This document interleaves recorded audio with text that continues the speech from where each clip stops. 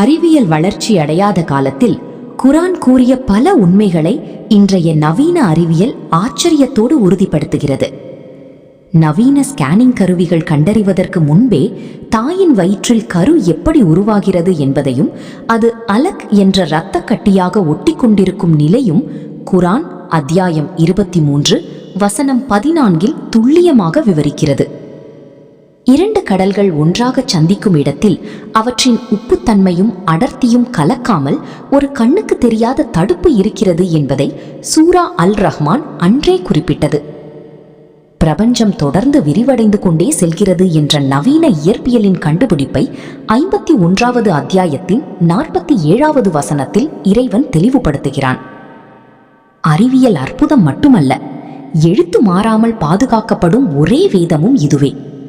உலகெங்கிலும் உள்ள கோடிக்கணக்கான மக்கள் மொழி தெரியாவிட்டாலும் இதை மனனம் செய்து நெஞ்சில் ஏந்தியிருக்கிறார்கள். காலம் மாறலாம், மனிதன் வளரலாம், ஆனால் குரானின் உண்மைகளும் அதன் அற்புதங்களும் என்றென்றும் மாறாது. குரான் நேற்றைய நூல் அல்ல, அது என்றும் வாழும் அற்புதம்.